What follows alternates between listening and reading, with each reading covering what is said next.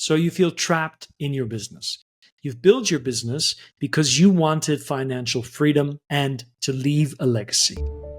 But somehow you feel you haven't achieved enough success, and that gives you anxiety. It leads to panic attacks. It leads to you feeling exhausted and eventually to burnout.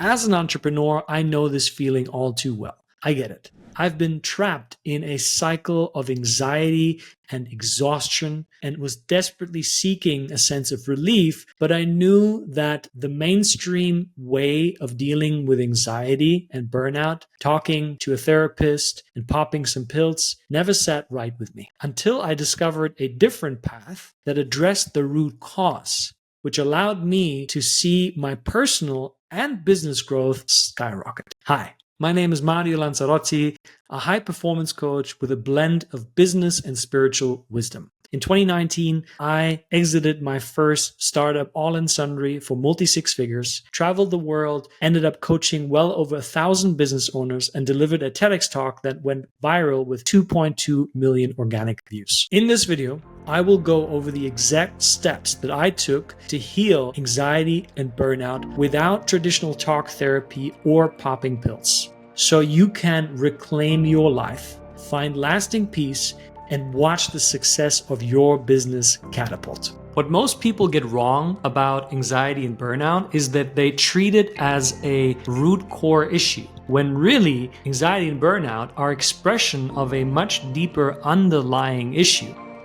And this is the challenge that I have with talk therapy. Real healing takes place when you allow another person to feel the underlying pain. Underneath the anxiety, the burnout, there is a deep-rooted sense of pain. And talk therapy only talks about it, but it doesn't guide people into that. And also what I found is that it doesn't provide people with the tools that help them to take action in their day-to-day. So it feels more like a management tool. And that brings me to the second part, which are the pills. I'm not saying don't take pills. You should consult a professional, a doctor.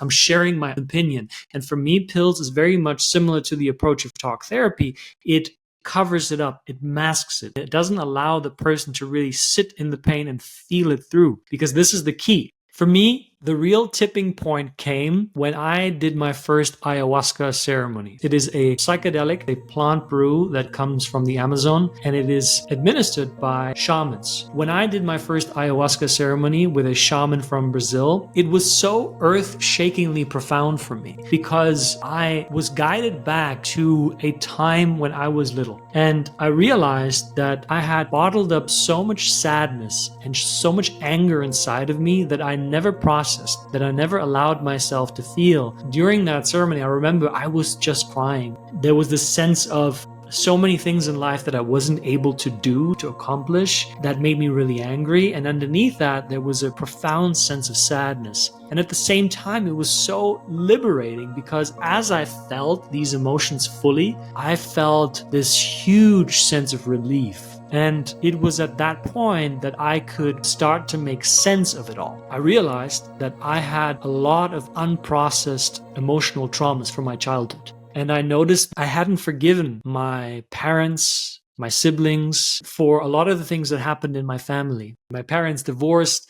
and that was painful. And I dismissed that. Oh, it didn't really affect me. I had a great childhood and never really paid attention to the little boy inside of me that felt all of that pain and that confusion and that sense of anger. I realized what I needed to do was I needed to forgive, because the forgiveness helped me to let go. When I forgave my parents, my siblings, and I forgave people in my past, I essentially cut the line that kept them connected to the trauma. That actually improved the relationship, ironically.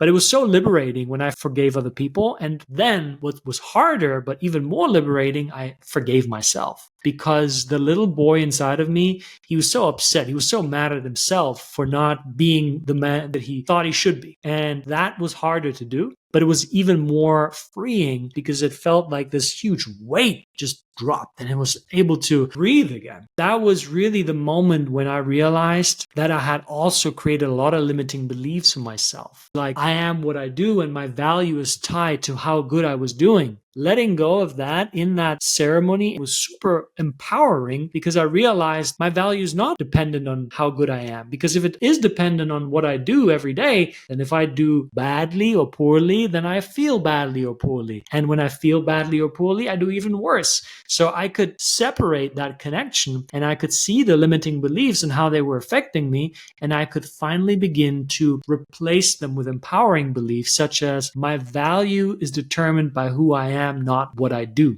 And that means it's always in my control. So if you follow this process that I'll lay out for you, you'll find a lot of self-acceptance that will give you peace, and you will have more control over the way you think and feel. You're going to be able to control how you act more consistently, which means you get to be in charge of your behavior. When you're in charge of your behavior, you also control the results with more ease. So the first place where you start is you got to know what you want. Do you want to make more money? How much money do you want to make? Do you want to feel free? Do you want to feel at peace? Do you want to move to another country? You want to fall in love? It doesn't matter what it is, but you got to find out what you want. Then you got to identify the story, the thoughts that tell you why you can't have it the way that you want to have. That is the limiting belief. You got to go and identify where in your body is that. Is it in your chest? Is it in your stomach? Is it in your shoulders? And how does it feel? Is it heavy? Is it constraining? Is it fast? Is it slow? Describe that sensation. You do it with your eyes closed. You ask yourself, when do I first remember feeling this way? And then you just allow the images and the memories to come up. You don't need to question them. They don't need to make sense to you. But eventually, with enough practice, you're going to be brought to origin events. Those origin events tell you where the trauma, where the unprocessed emotion still sits today. So at this point of the story, I had recognized where my trauma came from,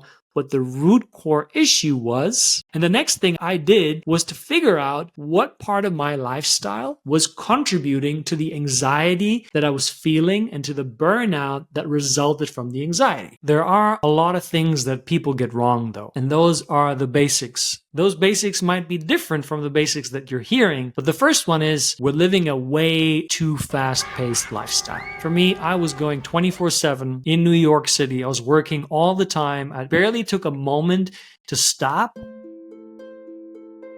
and to just enjoy the moment and is to just check in with myself. Another thing that people get wrong is when they think about health, they only think in terms of physical health, so working out. Obviously, working out is great. We should all do it.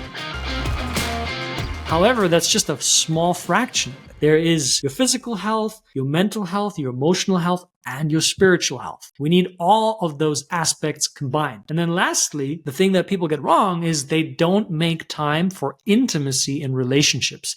Into me you see. When you allow another person to see how you're really feeling and the other person allows the same for you, you create this sense of connection. And with the sense of connection, you feel a greater sense of safety inside of your body. That means now you have a greater degree of trust. Trust in yourself is another way of saying confidence in yourself. And you know what is possible with more confidence in your life. When I was living in New York, I started this process of more intimacy with my then girlfriend and now wife. We made time to sit together, to just have open conversations. And I started to share and talk more about my feelings. And that was really hard in the beginning because as a man, there's all these stigmas. If you talk about your feelings, you're weak, you're a pussy. But really, what it did is it helped me let go of the weight that I was carrying, the constant pressure that I was feeling. And all over, my relationship with my girlfriend, hence why she became my wife, improved a lot. When it came to health routine, I started meditation as a habit for the mind and for the spirit. I did journaling for my emotional health. The journaling process was very simple, just to check in with myself.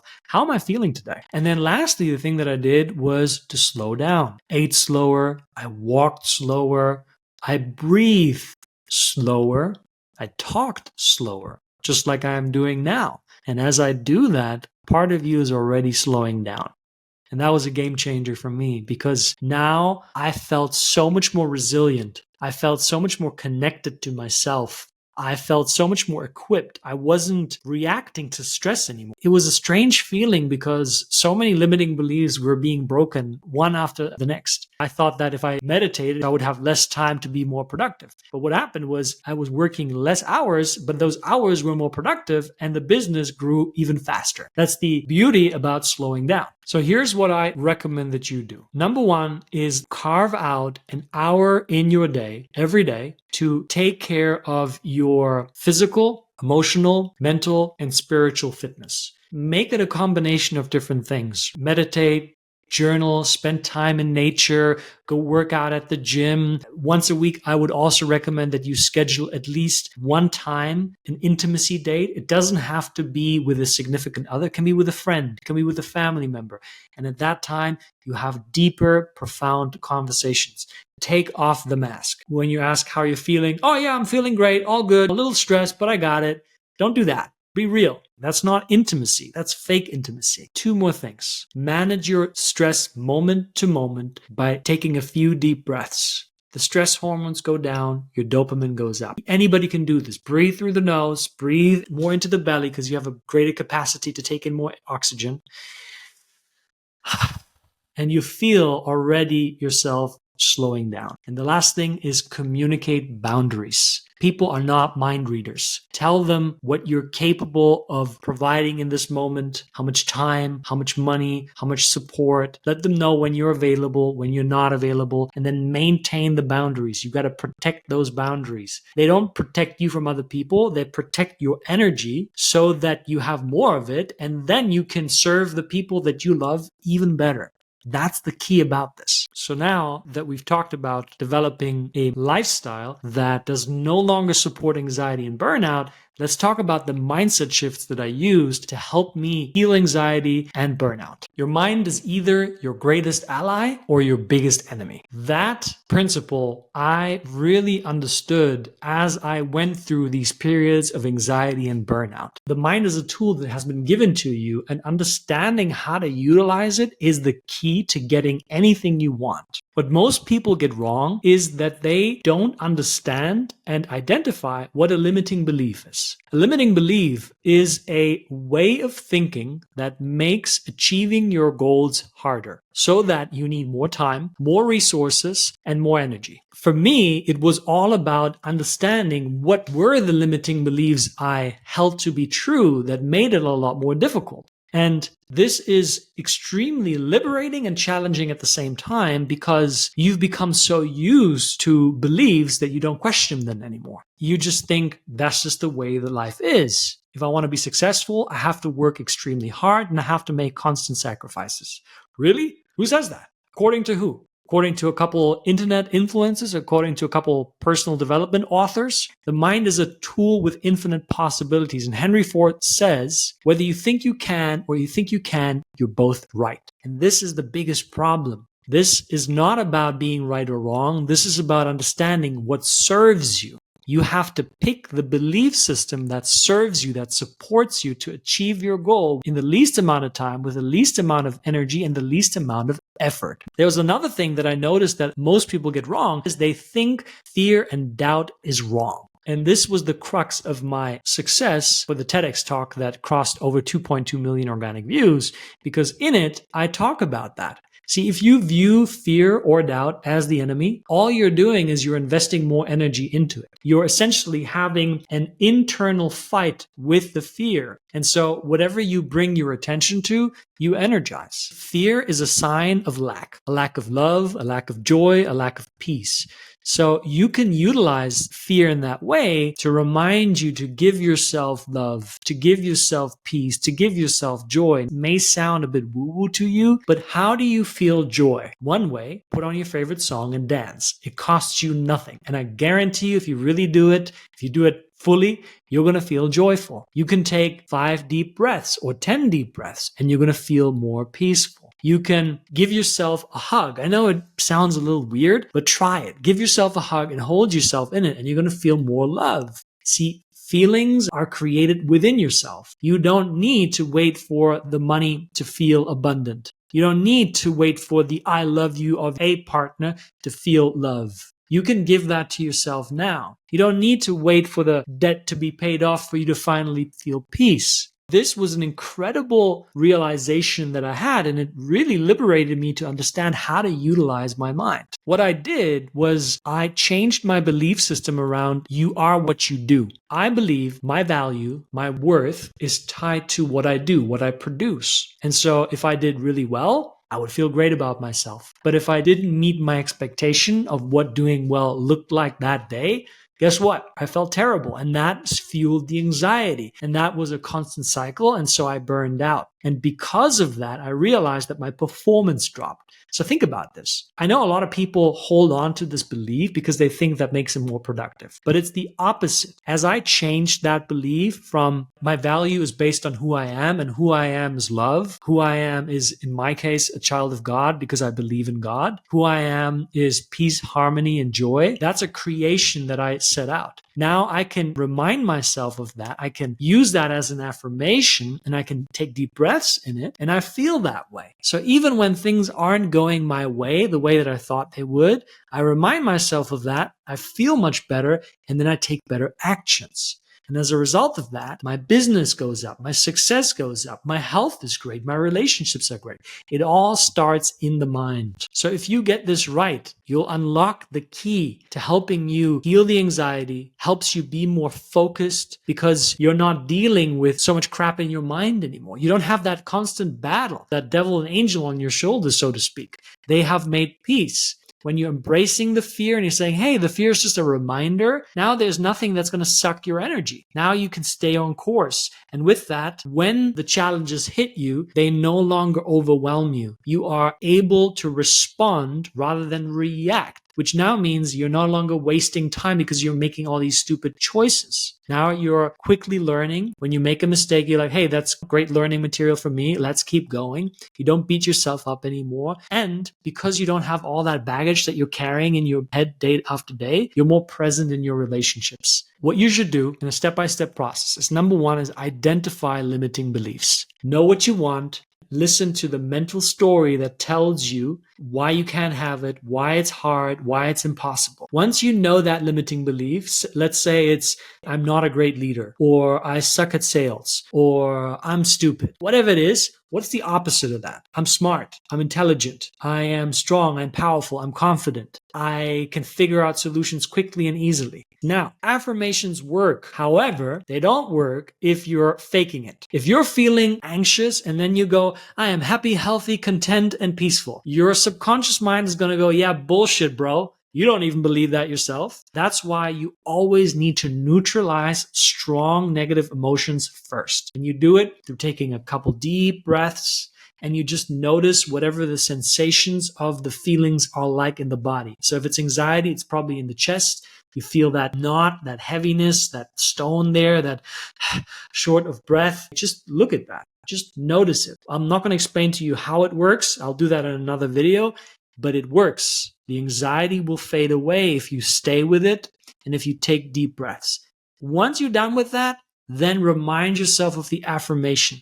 Do it every day until the affirmation becomes a dominant belief, and then it requires no more effort. It's just who you are. Fixing your mindset is one of the best things that you can do for yourself and for your business. The last thing that I still had to deal with were my emotional wounds. There are two things that most people get wrong about emotions and emotional wounds. Number one, people think if you suppress or ignore an emotion, it will somehow go away. If you don't suppress and ignore, those emotions will somehow swallow you whole and your life is going to be over. And you will be lying in a puddle of your own pity in your bed and you're going to end up homeless, all of that. It couldn't be further from the truth. See, emotions are there for one purpose. They're there to be felt. That's why they're called feelings.